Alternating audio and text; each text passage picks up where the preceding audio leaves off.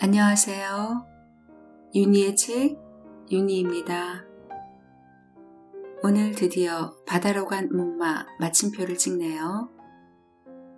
시대마다 대중의 정서를 이끄는 트렌드가 있죠. 70년대 말부터 80년대 중반까지 한국은 초고속 경제 성장을 이룩하며 인간성을 상실한다는 자각도 없이 인간의 순수함을 잃은 우리의 정서는 아름답기만 한 사랑을 꿈꾼 건 아닌가 생각해 보았습니다. 바다로 간 목마 마지막 부분 시작하겠습니다. 오늘도 저는 여러분의 평온한 하루와 하루 끝에 깊은 잠을 소망합니다. 구독, 좋아요, 알림 설정으로 응원해주세요. 바다로 간 목마 한수산 17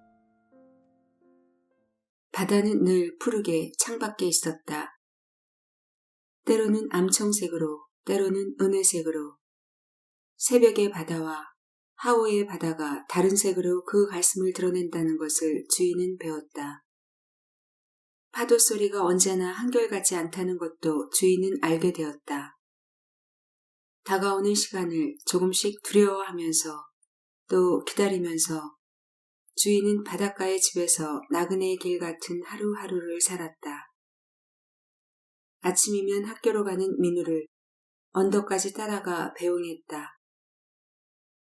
클로버가 보료처럼 깔린 언덕에 서면 아직 마르지 않은 이슬이 햇살을 받아 반짝이고 아침은 그 싱그러운 손으로 두 사람의 어깨를 쓸어주곤 했다. 그 언덕에서 어느 날 민우가 말했다. 어제 집에다 편지했어. 주인 너 나한테 와 있다고. 잘하셨어요. 그래. 어차피 아시게 될 일이었으니 너무 걱정 마. 그래요. 그에게서 눈길을 돌리며 주인은 중얼거렸다. 우리는 어쩐지 자꾸만 둘 다 외로워지는 것 같아요. 고향집 해바라기는 담장 위까지 키가 컸겠지. 엄마, 용서해. 이번만이야. 이번 한 번만 난 나쁜 딸이기로 한 거야. 그렇게 되뇌이며 바라보는 수평선은 마음이 흐려서인가 수평선마저 안개가 낀 듯 부옇게 흐려 보였다. 그 후 며칠을 둘은 선고를 기다리는 죄수처럼 살았다. 집에서는 언제쯤 소식이 올려는지 시간은 그들에게 있어 고문이었다. 퇴근을 하는 민우는 혹시 주희 어머니가 집에 와 있지는 않을까 문 밖에서 발길이 머뭇거렸고 주인은 주의대로 오빠든 누가 민우를 끌고 들이닥치지는 않나 해서 가슴을 졸였다. 그리고 그런 두려움들은 서로의 사이에 이상한 비장감을 피어올려서 이 세상에 우리 둘뿐이다 하는 생각으로 서로를 더욱 사랑하게 했다. 일주일이 지났지만 집에서는 편지도 전화도 누가 찾아오는 일도 없었다. 화요일 오후였다. 밖에서 누가 부르는 소리에 주인은 놀라 방문을 열었다. 대문 밖에서 우체부가 자기 이름을 부르고 있었다. 편지예요. 편지라니? 내가 여기에 와 있다는 것을 알 사람이 도대체 이 세상에 누가 있는가? 집에서구나. 뛰는 가슴으로 편지를 받았다. 뒷면에는 보낸 사람의 주소가 없었다. 이상하네. 피봉을 뜯는 손길이 떨려서 주인은 입술을 물었다. 편지를 꺼냈다. 눈에 익은 글씨인데도 주인은 언뜻 생각이 나지 않았다. 맨 뒤를 보았다. 거기에는 단정한 글씨로 민우라고 두 자가 적혀 있었다. 놀라서 쿵쿵거리던 가슴이 멎으며 한순간에 터질 듯 웃음이 피어올랐다. 어머, 무슨 편지를 다 했담? 가까이 부르고 싶은 이름 주희야. 많고 깊은 감사와 애정을 담아서 내 이름을 적는다. 영혼이라는 말이 그것을 쓰는 자의 생명을 의미한다면 영혼이라는 이름을 빌어 너를 불러본다. 영원한 내 반려, 영원한 내 친구, 영원한 내 가슴 한쪽인 주희야. 네가 내 곁으로 와주었을 때 나는 참으로 가난하게 다짐했었다. 행복해지기보다는 불행해지지 않기를 먼저 힘쓰리라고. 하루하루의 벽돌을 쌓아 우리들 1인칭의 성을 마련하기로 하면서 나는 또 가난한 다짐을 한다. 작은 기쁨을 위해 많은 어려움을 이겨내며 살리라고. 오래오래 작고 귀엽게 반짝이며 내 가슴에 있어다오. 아침이면 내가 창을 열어다오. 우리들의 아침을 준비하고 따사로운 햇빛을 마련하는 일은 내가 하렴. 밤마다 창을 닫는 일은 내가 하마. 우리들을 어둠에서 지키고 새벽을 기다리는 일은 나의 차례이리니 일찍 일어나고 조금 늦게 자리라. 가득한 것은 마음뿐 부족하기만 하니까 조금 더 부지런함으로써 많은 것을 얻기에 힘쓰겠다. 비 내리는 날은 갇혀서 사랑하고 눈 내리는 날은 헤매며 사랑하리라. 여름이 가고 가을이 가고 차곡차곡 개어놓은 세월이 쌓이면 우리들도 이루어 놓은 것들이 있지 않겠니? 때로 차를 준비해다오. 그리고 너는 손님처럼 내 앞에 앉아서 어제를 들려다오. 때로 향기 가득한 술을 빚어도 좋겠지. 잔을 드는 나를 옛 친구처럼 바라봐줘. 그때 나는 내 꿈과 생활의 이야기를 들려줄게.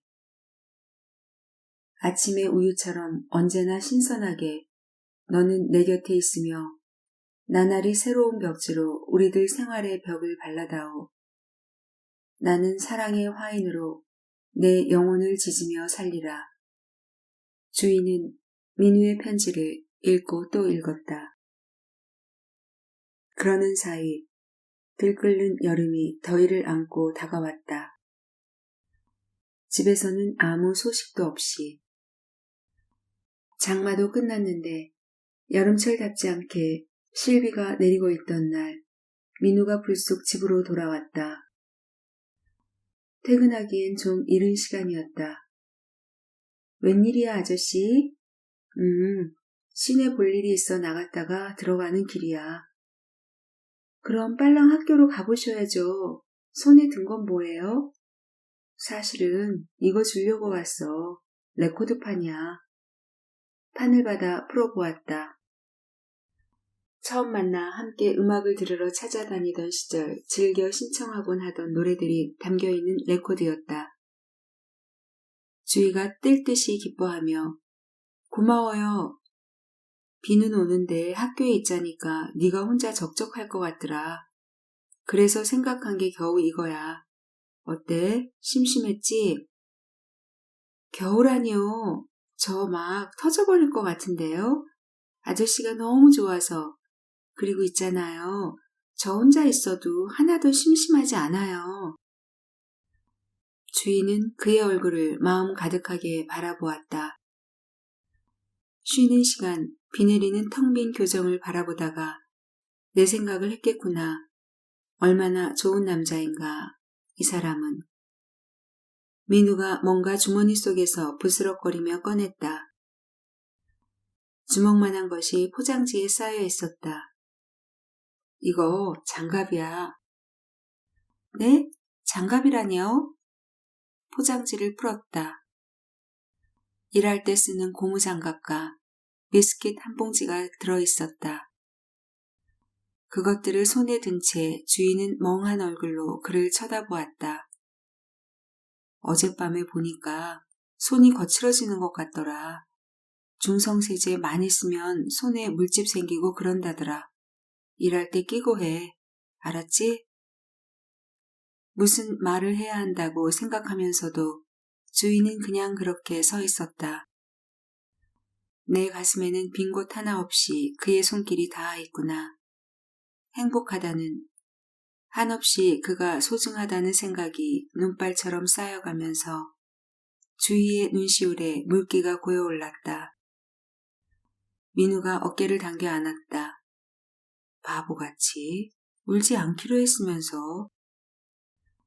이건 눈물이 아니에요. 기쁨이에요. 서럽도록 아저씨가 좋아서예요. 그에게 안긴 채 가만히 속삭였다. 일요일이었다.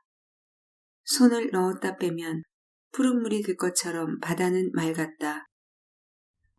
조그만 목선을 빌어 바다로 나가며 주인은 배를 젓고 있는 민우에게 말했다. 배 젓는 법은 언제 배웠어요? 여기 와서. 육지가 바라보이는 작은 섬에 배를 대고 거기서 하루를 보냈다. 바위와 나무뿐인 섬이었지만 뒤편에 집 마당만큼 모래가 올라와 있고 완만하게 바다로 이어져 있었다. 젖은 모래를 손 위에 쌓아 터널을 만들기도 하고 온몸을 모래에 묻히기도 하면서 몸을 햇빛에 태웠다. 수영은 둘 다 자신이 있었다. 점심을 먹고 난 오후에 배를 바다 가운데로 저어 나갔다. 육지를 등지고 바라보면 보이는 것은 끝없는 물결 뿐이었다. 배를 띄워놓은 채 민우가 물속으로 뛰어들었다.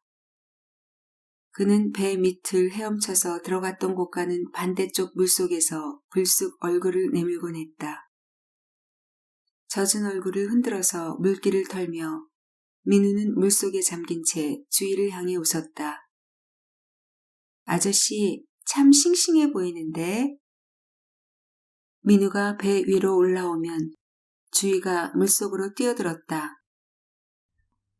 천천히 헤엄쳐서 배 밑을 지나갔다. 몸을 눕히며 눈을 떠 바라보니 배 밑이 거무스름하게 흔들리고 있었다. 배 밑을 빠져나와 물 위로 떠올랐다. 푹 긴 숨을 토해내면서 바라보는 하늘도 바다빛이다. 다시 몸을 솟구쳤다가 물속으로 들어갔다. 배 밑을 지나가는데 첨벙하며 민우가 물속으로 뛰어드는 소리가 들리는가 하더니 그의 몸이 물속에 나타났다. 수없이 작은 물방울이 그의 몸에서부터 위쪽으로 떨어져 나갔다.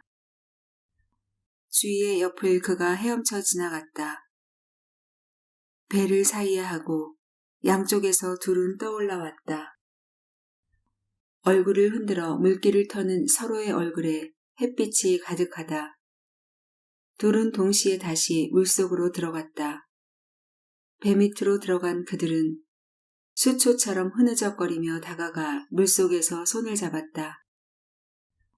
천천히 손을 잡은 서로의 몸이 밑으로 가라앉아 간다. 민우가 그녀의 팔을 당겨 다가왔다.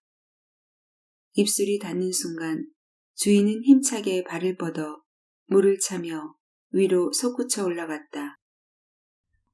주위가 먼저, 그리고 이어서 민우도 물 위로 솟아 올라왔다. 가지런한 치열을 내보이며 민우가 웃었다. 그 웃음을 받아 주위도 하얗게 이를 드러내며 웃었다. 육지로 돌아왔을 때 바다는 어둠에 잠겨 있었다.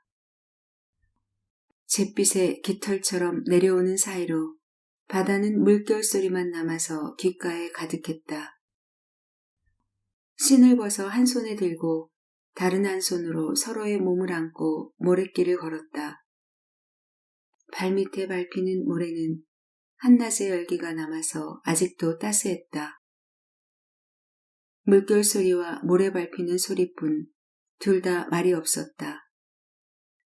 김치를 담그기 위해 오후에 시장을 다녀오던 주희의 눈이 현관에서 얼어붙었다. 거기 하얀 고무신 한 켤레가 차갑게 놓여 있었다. 얼굴에서 핏기가 가시는데 뒤에서 안채의 할머니가 다가오며 손님 오셨어요. 아가씨 나가자마자 바로 오셔서 기다리고 계세요. 눈을 들어 물었다. 누구라고 그래요? 말씀은 안 하셔도 대번에 알겠던걸. 아가씨하고 꼭 닮았어요. 엄마구나. 가지런히 놓여있는 흰 고무신을 뚫어져라 바라보다가 주인은 천천히 다가갔다. 방까지의 거리에 천길의 깊이로 다가서는 어둠을 헤치며 아무것도 보이지 않았다. 방문을 열었다. 엄마. 주희의 입에서 새어나온 것은 그 한마디의 외침이었다. 시장 바구니가 그녀의 손에서 털썩 떨어졌다. 18. 끓인 접시들을 맑은 물에 헹구고 마른 행주로 남아있는 물기를 닦아내고 있을 때였다. 부엌문이 열리며 민우가 얼굴을 들이밀었다. 뭘 해? 그릇 닦아요. 내가 도와줄까? 우리가 아랑드롱네 옆집에 사는 줄 알아요? 이 나라에선 남자가 부엌에 들어오고 그러는 거 아니에요. 외조 좀 하겠다는데 사양하시겠다 그 말씀이랬다. 이 다음에 하세요. 내가 이런 거 하기 싫을 때 그때가 되면 나도 하기 싫을걸. 그렇게 가을이 왔다. 아침마다 민우를 바래다주는 언덕 위의 잡목들도 조금씩 단풍이 들고 아직은 푸른빛이 더 많은 잔디들도 곧 노랗게 물들어가리라. 일요일 집에서 서성이고 있는 민우를 남겨두고 주인은 시장에 갔다. 민우가 사다 준 자전거를 타고 시장 입구에 있는 정육점 앞에 자전거를 세워놓고 안으로 들어가는 주희도 몇 달 동안에 많이 익숙해져 있었다. 시장도 다니고 꽃꽂이 배우러 학원 다닐 때 타고 다니라고 사다 준 자전거도 이제는 몸에 익어서 민우를 뒤에 태우고 달릴 수도 있게 된 주희였다. 이것저것 반찬거리들을 사가지고 비릿한 냄새가 감도는 시장을 나왔다. 자전거를 타고 돌아오면서 주희는 생각했다. 저녁 일찍 해먹고 같이 시내에 나와 영화나 하나 봐야지. 로터리를 돌아오다가 주희는 한복을 입은 여자를 보았다. 가슴이 철렁할 정도로 그 여자의 뒷모습은 어머니를 닮아 있었다. 목덜미에 와닿는 햇살이 갑자기 무겁게 느껴지면서 페달을 밟는 그녀의 다리에 힘이 빠져갔다. 어머니는 하룻밤을 함께 지내지도 않고 밤차로 떠났다. 계시다가 가세요 라는 말조차 할 수 없었던 것은 오히려 주위들 쪽이었다. 여행에 시달린 피로로 해서 몇 년을 갑자기 늙어버린 것 같던 어머니. 옛말 하나 그른 것 없구나. 자식이 무슨 소용이냐더니. 차마 목청을 높이시지도 못하는 어머니의 노여움이 얼마나 큰 것인지를 주인은 보았다. 그것이 가장 사랑했던 어머니가 받아야 했던 배반이라는 것도 차라리 자기를 때리며 머리채라도 잡아 끌고 데려가 주었으면 하는 심정이었다. 꼴 좋구나 하고 혼잣말처럼 중얼거리는 어머니 앞에서 내가 이렇게 되도록 왜 내버려뒀어요 하며 소리내어 울고 싶었던 자신을 주인은 또 얼마나 미워했던가. 밤차에 오르는 어머니 얼굴은 흑빛이었다. 나 때문에 우리 엄마 죽나봐 싶었고 잘못했어요. 다시는 속 안 썩일게요 하며 울며 따라 나서고 싶었다. 못난 것들. 이젠 나도 꼴보기도 싫다. 아버지 고집 알지? 집에 들어올 생각은 아예 마라. 내가 너한테 왔다 간 걸 아시면 아버지는 아마 나도 안 보려고 그러실 거다. 어머니를 보내고 돌아오는 길에 주인은 민우에게 아무 말도 하지 않았다. 어쩔 줄 몰라 하는 민우와 집으로 돌아온 주인은 방바닥에 엎드려 소리를 죽여가며 울었다. 달래기에도 지친 민우가 3개의 담배를 연거푸 피우고 났을 때 주인은 그에게 달려들 듯이 안기며 울었다. 우리 둘이 죽어요. 망각은 얼마나 탐욕스러운가. 그 암울했던 가슴도 시간과 함께 사라져가서 민우가 자전거를 사오던 날 주인은 소리 없이 웃을 수도 있었다. 집에 점점 가까워지면서 주인은 힘껏 자전거를 달린다. 가깝게 있는 것을 사랑하며 살았다. 나는 가을이 오고 있잖니. 언제까지 한숨으로 살래. 언젠가는 용서받을 수 있으리라고 믿으며 살자. 믿으면서. 원래가 그래요? 오두만이 무릎을 쌓고 주인은 민우를 바라보았다. 뭐가? 원래 그렇게 술을 많이 먹냐니까요? 얘기했잖아. 어제 학교에서 그럴 일이 있었다고. 미안해. 사과하잖아. 다신 술 안 먹을게. 실망. 술 안 먹는다는데 뭐가 또 실망이야. 여자가 싫어한다고 안 먹을 수 있는 술 왜 먹는담? 그리고 무슨 남자가 지키지도 못할 약속을 해요? 술도 안 먹는 남자 전 싫어요. 우리 드디어 부부싸움 같은 거 하는 모양인데 그만두자, 그만둬. 싸움이 아니에요. 자아 비판을 요구할 뿐이에요. 알았어. 충분히 반성할게. 휙 돌아선 민우가 주위를 안아 올렸다. 둘은 모래가 흘려내려 쌓이듯이 살아나갔다. 모든 것이 소중했고 남김없이 정겨웠다. 그의 머리를 감겨주기도 했다. 대야의 물로 민우의 머리를 적시면서 주인은 말했다. 먼저 물로 씻고 비누로 감습니다.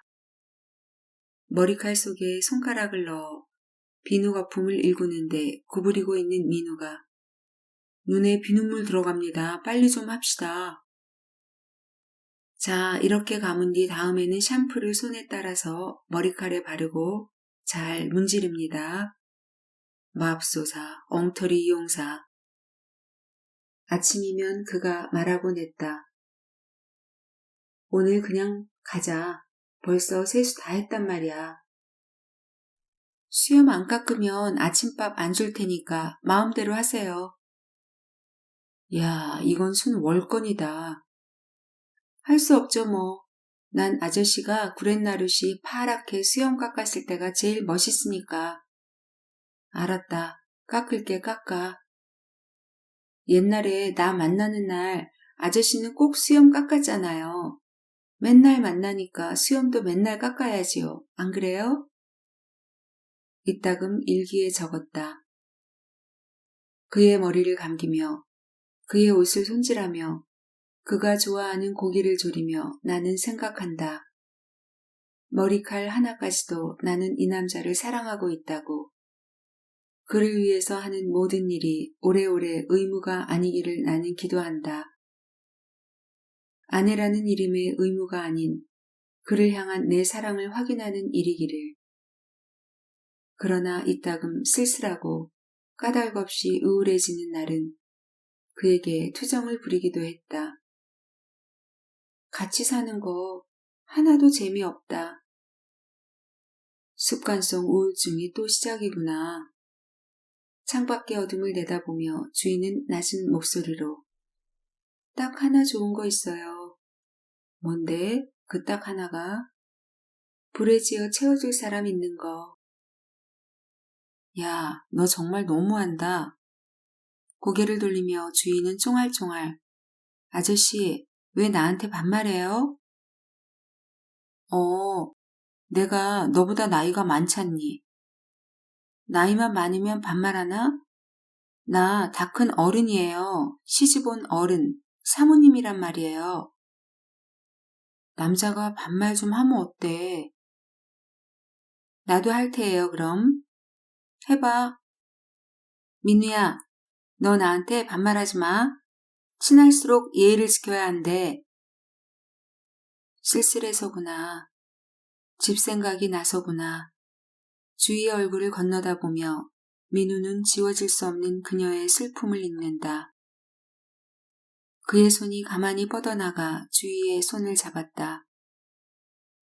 너 외로워지는 거 싫다. 내가 여기 있지 않니? 목요일이었다.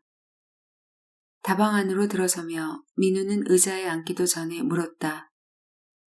왜? 무슨 일이 있었어? 아무 일도 없어요. 걱정했잖아. 웬일인가 했지.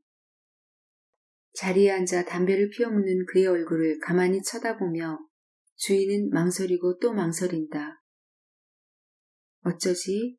어떻게 얘기를 해야 하지? 퇴근 시간이 가까웠을 때 시내로 나온 주인은 그에게 전화를 했었다. 여기 다방인데 기다릴 테니까 끝나는 대로 이리 나오세요. 어떻게든 오늘은 이야기를 해야겠다고 마음먹은 주희였지만 막상 그가 웬일이냐는 듯이 눈을 둥그렇게 뜨고 앞에 와 앉자 또 자꾸만 망설여지는 그녀였다. 시킨 차가 닷하게 놓여졌을 때 민우는 이상스럽다는 듯 주희를 바라보았다. 홍차를 시켰어? 네. 커피 없음 못 살면서 웬일이야? 다방을 나와서 주희가 민우를 끌고 간 곳은 시장 뒤편에 있는 회를 파는 집이었다. 나름식이면 아예 머리를 내젓는 김치도 푹 익어야 손이 가는 민우였다. 즉석에서 회를 뜨는 모습을 바라보며 민우는 소주를 마셨고 해삼까지 한 접시 곁들이는 주희를 보면서 주희 너 이런 거 이렇게 잘 먹니? 원래 그런가? 주희가 그를 가만히 바라보았다. 몰랐는데 난 너 이런 거 보기만 해도 기절하는 줄 알았지. 아저씨는 정말 아무것도 모른다. 횟집을 나오며 주인은 그의 팔을 꼈다.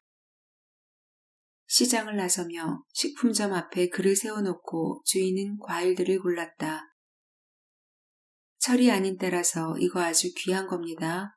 하면서 주인이 레몬을 담아주는 모습을 보면서 민우는 담배를 피워물고 그냥 서 있었다.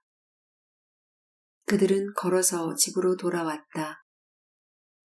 시가지를 벗어나 주택가 사이로 뻗은 길을 걸으면서 민우는 그녀의 손을 잡았다. 한 손에 과일 바구니를 들고 있던 민우가 걸음을 멈춘 것은 주택가를 지나고 또 얼마를 걸었을 때였다.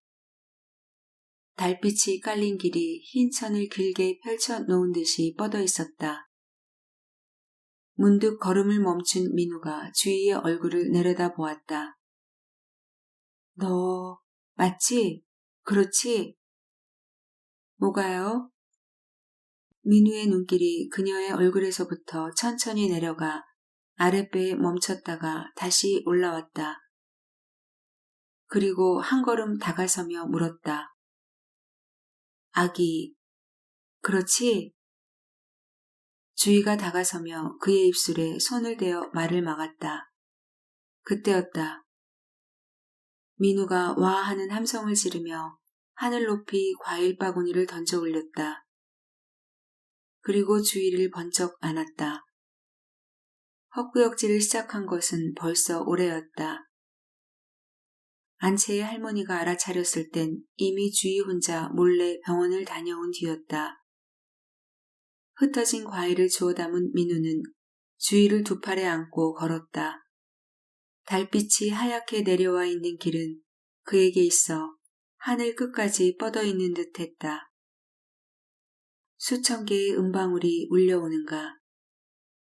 풀벌레들이 귓가에 가득하게 울고 있었다. 고맙다.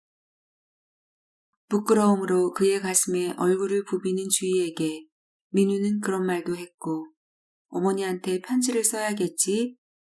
아냐, 나온 다음에 놀라게 해드려야지 하며 가슴을 두근거렸다. 무거울 텐데 내릴래요. 아냐, 집에까지 안고 갈 거야. 팔 아프잖아요. 두 사람인데. 속삭이는 주희의 볼이 그 옛날 민우에게 처음 안기던 날보다 더 붉게 물들고 있었다. 19. 지난 겨울은 그리운 시절로 오래 남아있으리라. 봄이 왔을 때 주인은 그렇게 생각했다. 일찍 첫눈이 내려서 어느새 겨울인가 하고 하늘을 쳐다보며 주인은 그의 겨울을 맞았다. 김장을 담그던 날은 뒤뜰에 찬 서리가 내렸다. 뒤뜰에만 서리가 내릴 리 없지만 아침에 일어나 보니 뒤뜰에만 하얗게 아직 녹지 않은 서리가 덮여 있었다. 아저씨는 김치통이니까 10개, 그리고 내 거 5개, 알았죠?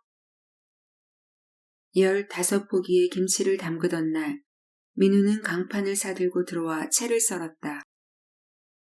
파란 무 윗부분을 깎아 먹으면서 서로를 쳐다보던 그 초겨울 밤은 조금 서글프고 많이 행복했다.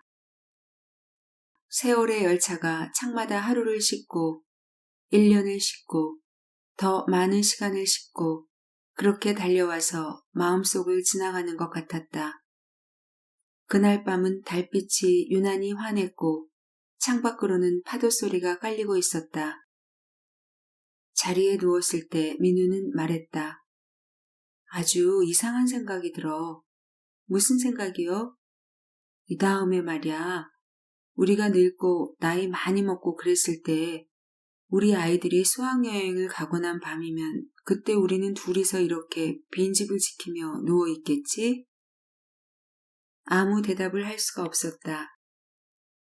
지금의 젊음 속에서는 그렇게 늙는다는 것이 동화와 같았다. 얼마나 지났을까 주인은 가만히 중얼거렸다. 그렇겠죠. 그치만 난 늙지 않을 거예요. 정말이에요. 바람 부는 밤이면 주인은 민우와 오페라의 아리아를 들으며 보냈다. 이 다음에 아이가 아주 훌륭한 바리톤 가수가 되기를 바라면서 그런 주위를 보면서 민우는 웃었다. 바리톤 가수도 좋지만 그랬다가 맨날 집에서 아 하고 시끄럽게나 굴면 어떡하냐? 두렵고 긴장되고 설레이고 신경을 조금만 건드려도 툭 하고 줄이 끊어질 것 같은 초조함 속에서 주인은 조금씩 엄마가 되어가고 있었다. 조금만 민우가 자기에게 소홀한 것 같아도 눈물이 덜렁덜렁 떨어졌다. 나 정말 좋아해요? 정말이죠? 하루에 몇 번씩 그렇게 묻기도 했다. 배가 점점 불러오면서 왠지 모든 것이 불안하기만 했다. 겨울이 가고 다음 해 봄도 갔다. 창 밑에 조그맣게 화단을 만들었다. 거기 뿌려놓은 나팔꽃이 자라서 줄기가 타고 오르도록 창 밑까지 줄을 메어줄 때엔 주인은 임신 7개월이었다. 저녁이면 민우의 어깨에 기대어 가만가만 해변을 걸었다. 저녁이었다. 어둠이 잿빛에 깃털처럼 내려와 발밑에 깔리던 뜰락에 서서 먼 바다를 바라보면서 주인은 속삭였다. 보세요. 여기 가만히 손을 대보세요. 주인은 민우의 손을 잡아 자신의 배 위에 놓았다. 아이의 움직임을 손으로 느낀 민우가 눈을 커다랗게 뜨면서 야, 이놈 분명히 운동선수가 될라나 보다. 아들일 것만 같아요. 전 처음부터 그런 생각이었어요. 그 낮은 목소리에서 민우는 언뜻 주희와 아이 사이를 맺어주고 있는 굵고 질긴 신뢰의 밧줄을 보는 것 같았다. 어머니로서의 잔잔한 의지 같은 것이 그 목소리에는 배어 있었던 것이다. 갑자기 배가 아프기 시작한 것은 7월이었다. 산일까지는 아직 한 달여가 남아있을 때였다. 막 시작한 장마가 종일 창밖에 비를 뿌리고 바다는 암암하게 어두워 있었다. 진통이 계속되자 민우는 주희가 타던 자전거를 타고 빗속을 달려 시내로 나왔다. 빗발이 얼굴을 때렸다. 택시를 잡아 집으로 돌아오면서 민우는 떨리는 마음을 참느라 두 손을 움켜쥐고 있었다. 이럴 때 누구든 주위에 나이 든 어른이 계셨으면 얼마나 좋으랴 생각하면서 돌아와 보니 진통은 조금 가라앉는 듯 싶었다. 빗속에서 주위를 안아 차에 실으며 민우는 몇 번이고 물었다. 아파? 많이 아프냐고? 이를 악문 채 주인은 다만 고개를 저었다. 늘 다니던 상과 병원으로 택시는 달렸다. 창에 흘러내리는 빛발 저편으로 둘이 살던 방의 불빛을 돌아보면서 민우는 소리 없이 부르짖고 있었다. 도와주세요. 도와주세요. 민우의 가슴에 안겨서 주인은 그의 얼굴을 쳐다보았다. 고통으로 입술을 물면서도 주인은 더듬듯 중얼거렸다. 우리 운동선수가 세상 구경이 빨리 하고 싶은가 봐요. 성질이 급한가 봐요. 병원에 도착했을 땐 자정이 가까운 시각이었다. 차에서 내린 주인은 자기를 안으려는 민우의 팔을 잡았다. 괜찮아요. 걸을 수 있어요. 걸어서 들어갈래요. 고집 피우지 마. 민우가 그녀를 들어안고 병원으로 들어갔다. 늘 다녔었기에 낯이 익은 간호원이며 여의사가 놀라 뛰어나오고 주인은 진찰실 침대에 눕혀졌다. 여의사가 말했다. 조산이군요. 어떻겠습니까? 염려하지 마시고 바깥 어른은 저기 나가 계세요. 산실로 실려가기 전 주인은 민우를 찾았다. 산실로 향하는 복도를 민우는 주위의 침대 옆에 서서 그녀의 손을 잡고 걸었다. 그 짧은 동안이 왜 그렇게 멀고도 길게 느껴졌던가. 다 잘 될 거야. 민우가 손을 다독이면서 그렇게 말했을 때 주인은 그를 쳐다보면서 입술을 깨물더니 엄마가 보고 싶어요. 하고 말했다. 침대에 실려 주희가 산실로 들어가고 나자 민우의 앞에서 문이 닫혔다. 닫힌 문 앞에서 얼마를 서 있던 민우는 돌아서서 복도를 걸었다. 지금 이 자리에서 나는 왜 저 여자를 아무것도 도와줄 수가 없는가.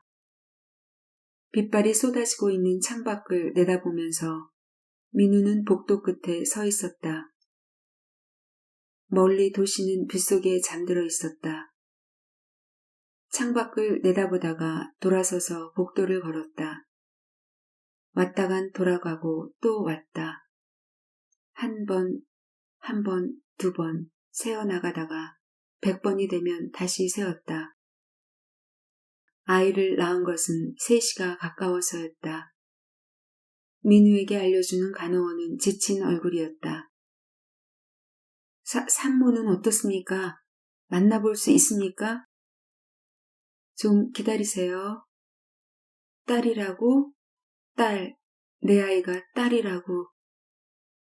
떨리는 손으로 담배를 피워물면서 민우는 신생아실 유리벽 앞에 가 서서 또 얼마를 기다렸다.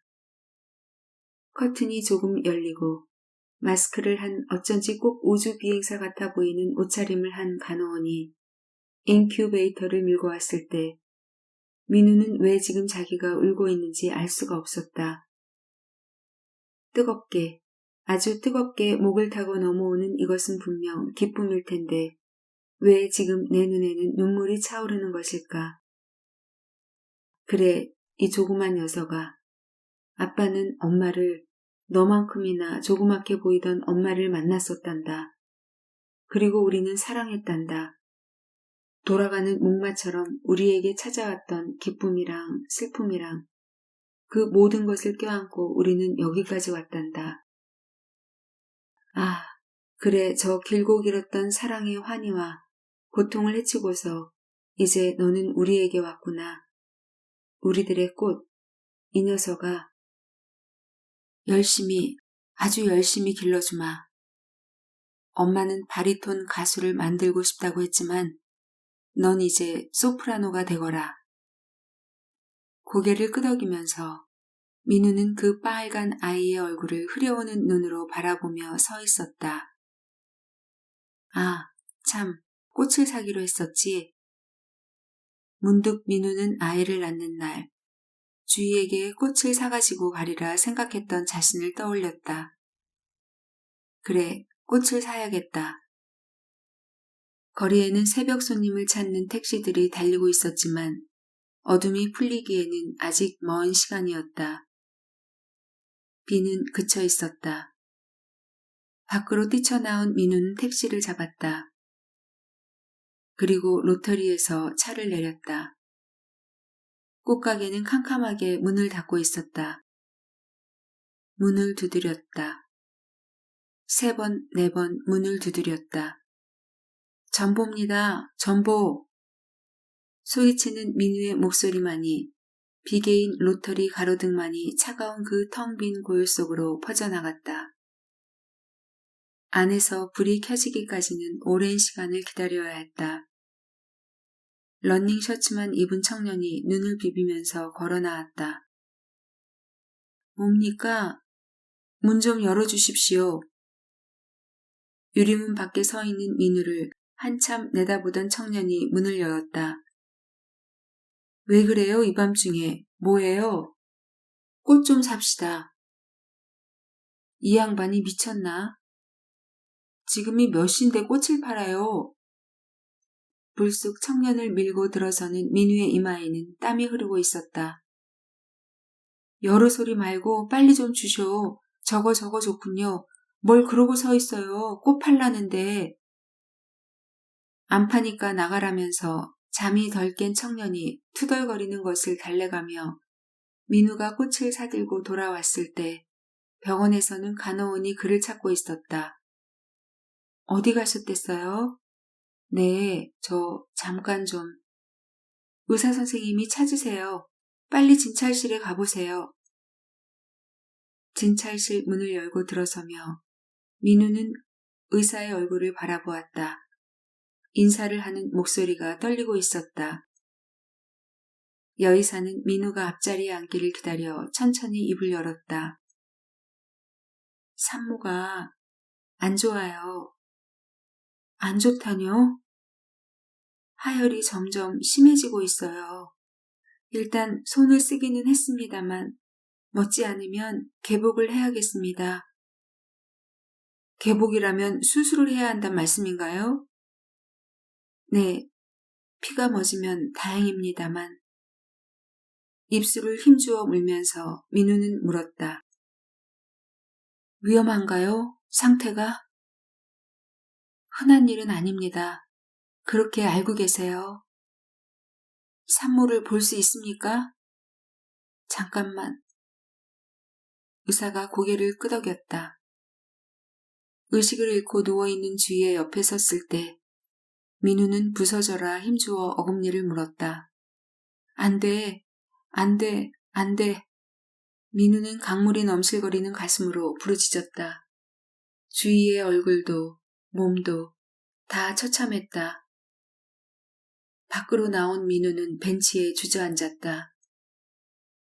그냥 들고 나온 꽃이 그의 손에서 힘없이 벤치 위에 놓여졌다. 하느님, 제발 부탁입니다. 이건 안 됩니다. 차라리 제 팔을, 제 다리를 가져가십시오. 주인은 안 됩니다. 제발 도와주세요. 무엇이든 하라는 대로 하겠습니다. 주위만 제 곁으로 돌아오게 해주십시오. 제발. 복도를 걷고 또 걸었다. 떨리는 손으로 담배를 피워 물면서 이제 알 것 같았다. 열리지라는 것이 있다던가. 전혀 다른 나무끼리 얼크러져 결이 서로 통하게 된 나무를 그렇게 부른다고 했다. 어느새 주위의 모든 것이 그녀의 손이 아프면 자신의 손에서 피가 나오도록 그렇게 자신의 것이 되어버렸다고 생각하면서 민우는 수없이 하느님을 불렀다. 하혈이 계속되면서 의사들의 얼굴에도 긴장이 어리기 시작했다. 2시간 후 주희의 수술이 시작되었다. 밖은 어느새 밝아오고 있었다. 새벽 거리에 초점 없는 눈길을 떨군 채 민우는 전화를 했다. 멀고 먼 그곳, 주희의 집으로였다. 민우의 얼굴에서 흘러내린 눈물이 뺨 위에 대고 있는 수화기를 적시고 있었다. 20. 어머님이세요? 저 민우입니다. 그냥 듣기만 하세요. 저희들 딸을 낳았습니다. 네, 지난밤에. 아니요, 새벽에 낳았습니다. 그런데 모르겠습니다. 왜 이렇게 되는지 알 수 없습니다. 주희가 많이 아픕니다. 지금 수술 중인데 너무 염려는 마세요. 주희가 어머니를 많이 찾았습니다. 다시 연락드리겠습니다. 수화기를 내려놓는 눈에는 아무것도 보이지 않았다. 지친 얼굴로 의사들이 수술실을 나왔을 때까지 민우는 창밖을 내다보며 서 있었다. 아주 오랜 시간이 흘러간 것 같았다. 간밤에 비에 씻긴 거리는 오늘따라 한결 청결해 보였다. 빗방울이 묻은 가로수의 나뭇잎은 햇살을 받아 반짝이기 시작했고 출근을 하는 사람들의 어깨 위에 아침은 싱싱하게 얹혀 있었다. 도시락 여기 있어요. 젓가락 넣는 거 잊지 않았겠지? 어머, 또 빼먹었지 뭐야? 아주 먼 곳에서 들려오는 것 같은 자신들의 목소리를 들으며 민우는 고개를 떨어뜨렸다. 어제도 그저께도 우리는 아침이면 그런 이야기들을 했었다. 어제 아침과 오늘 아침이 아무것도 다르지 않은데 어쩌다 우리는 지금 이렇게 되었을까? 다만 고통이었으면 좋겠다. 괴로움이나 아픔은 지나가는 것이니까 어떻게든 지나갔으면 좋겠다. 약해지지 말자. 참아내면 되는 거야. 지금 우리는 괴로움 속에 있는 거지 헤어지고 있는 건 아냐. 최선을 다했습니다. 곧 좋아질 거예요. 핏발이 선 민우의 눈을 바라보면서 여의사는 가운을 벗었다. 정말 괜찮겠습니까? 기다리세요. 한 2시간 있으면 깨어날 거예요. 수고하셨습니다. 차 한잔 하시겠어요? 아닙니다. 생각 없습니다. 회복실 문은 굳게 닫혀 있었다. 진찰을 받으러 오는 사람들이 하나 둘 늘어나면서 병원은 차츰 소란스러워지기 시작했다. 병원 밖으로 나와 맑게 개인 하늘이 눈이 부셔서 민우는 발끝을 내려다보며 얼마를 서 있었다.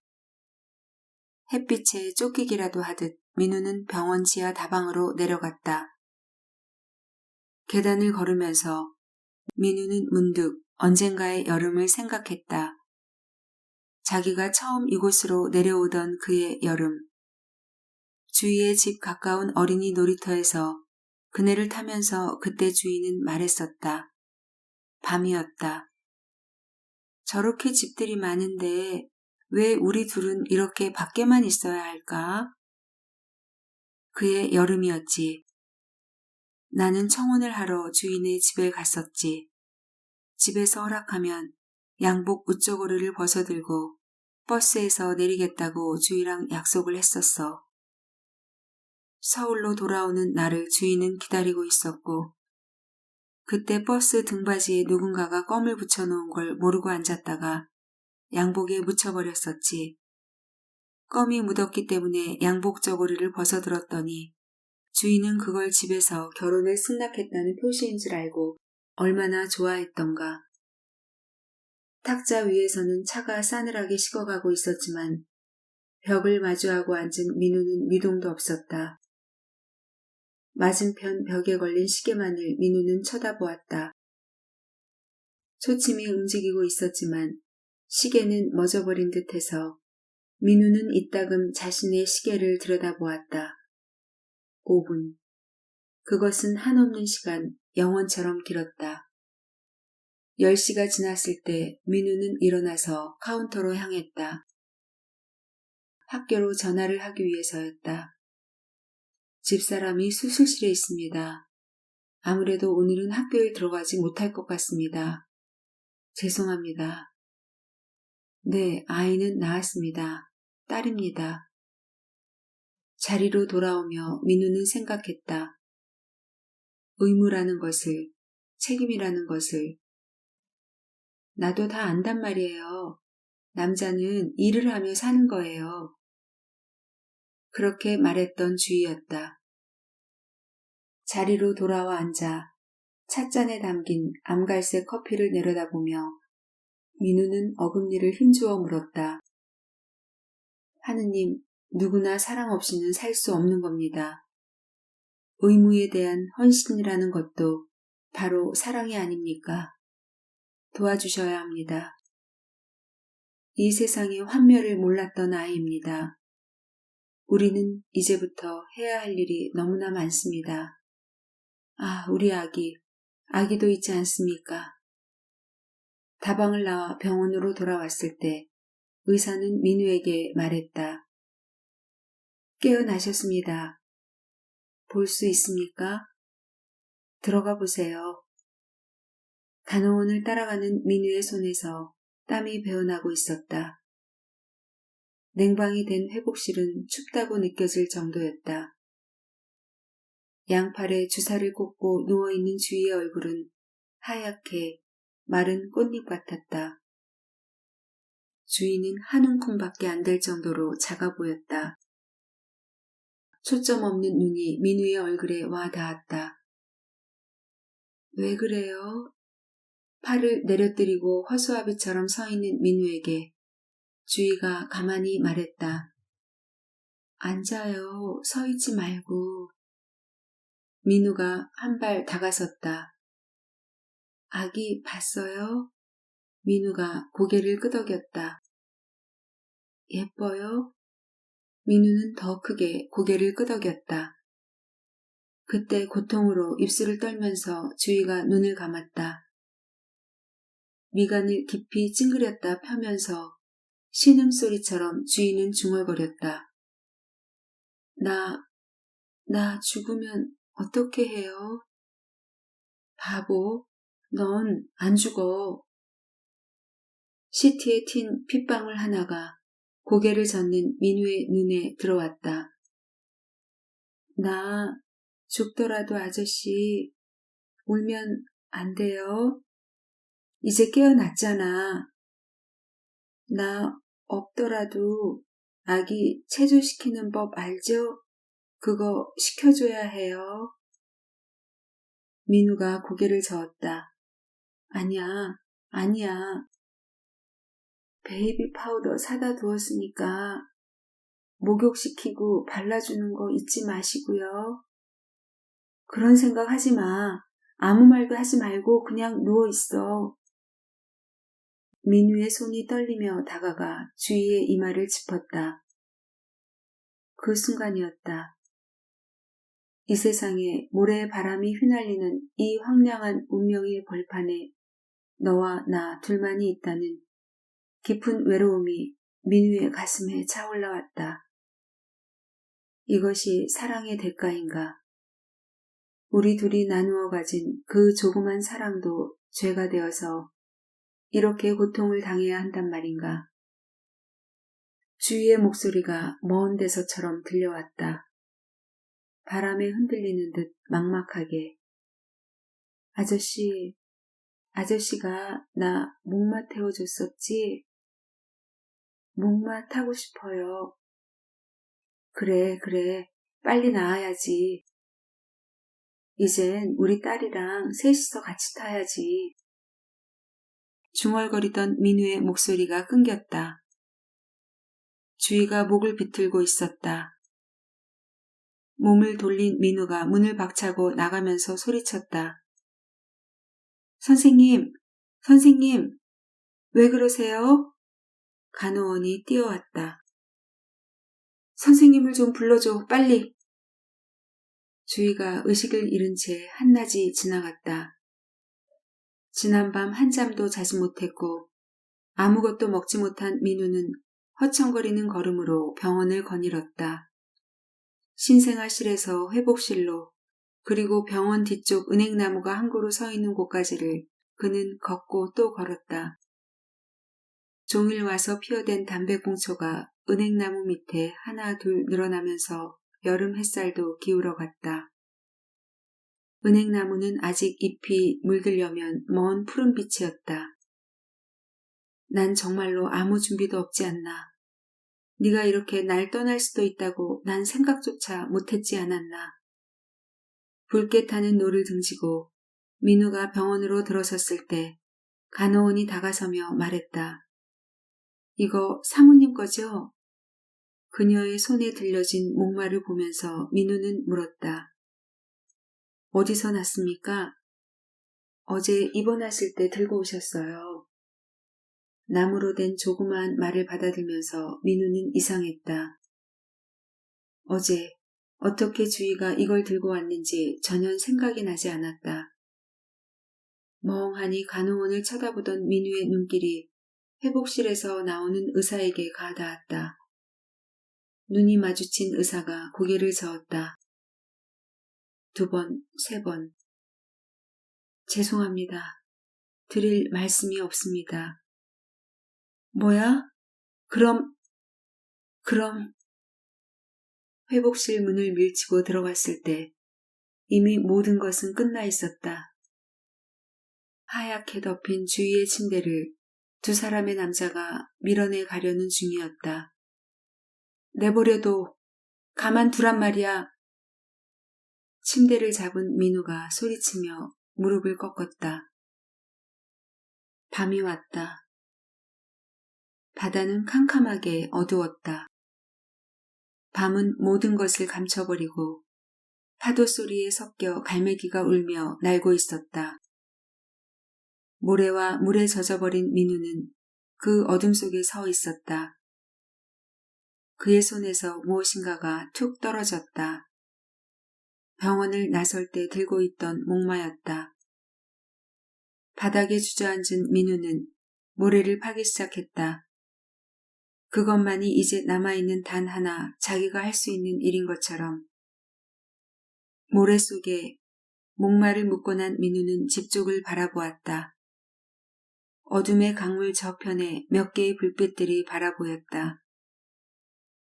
병원을 나올 때 어머니가 왔었지. 주희 어머니가. 다 끝났습니다. 다 끝났단 말입니다. 나는 그렇게 말했었다. 불빛을 바라보던 민우가 성큼 앞으로 나섰다. 아니야, 죽지 않았는지도 몰라. 저기 우리들의 집에서 날 기다리고 있는지도 몰라. 휘청휘청 민우는 집을 향해 발걸음을 옮겼다. 물살은 세월처럼 해적이면서 민우가 파묻은 목마 위를 핥으며 왔다간 또 돌아가고 있었다. 다른 해나 다름없이 고궁은 한적했다. 이맘때는 늘 이렇다고 민우는 생각했다. 아직 봄은 멀다. 고개를 드니 멀리 새들이 날고 있다. 식물원 뒤에도 봄은 아직 멀어서 온실 안에 피어있는 꽃들이 기이하게 느껴졌다. 아빠, 저건 뭐야? 빨간 베레모를 쓴 여자아이가 풍선을 든 손으로 가리켰다. 회전 목마가 사람들을 태우고 막 돌아가려 하고 있었다. 저거?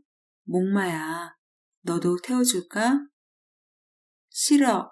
무서워. 아이의 손을 잡고 민우는 목마 쪽으로 다가갔다. 담배를 피워무는 민우의 손길이 떨린다. 아빠, 돌아간다. 그치? 민우의 손을 잡고 아이는 깡충깡충 뛰었다. 오색빛을 칠한 팽이가 돌아가면 그 영롱한 색깔들은 사라지고 하얀색만이 남듯이 돌아가기 시작하는 목마를 바라보는 민우의 눈이 흐려온다. 웨딩드레스 같은 순백의 천들이 나부끼는 눈앞으로 떠오르는 여인이 있다. 주희야. 파도가 쓸리는 가슴으로 민우는 소리 없이 불렀다. 왜 보석은 빛날까요? 언젠가 너는 그렇게 물었었다. 흐려오는 눈으로 목마의 회전을 바라보는 민우의 가슴 속으로 제게 목마를 태워주시겠어요? 하던 주희의 첫 목소리가 먼 바람소리처럼 다가왔다. 민우는 그녀의 모습이 이제는 가슴 속에서 보석처럼 빛남을 느낀다. 세월의 비바람에 씻기고 닦이어도 더욱 빛나리라는 믿음. 그 믿음을 후광처럼 받으며 떠오르는 주희의 모습. 죽은 사람을 생각할 때 어느 하루인들 가슴 아프지 않았던가.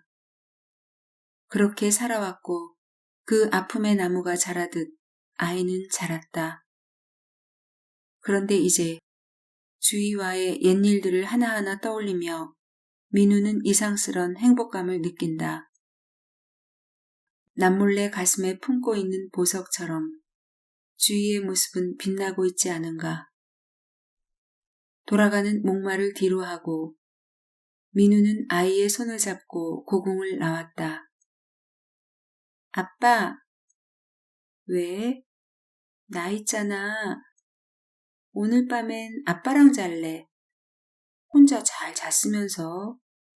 나 무서운 꿈 꿨단 말이야.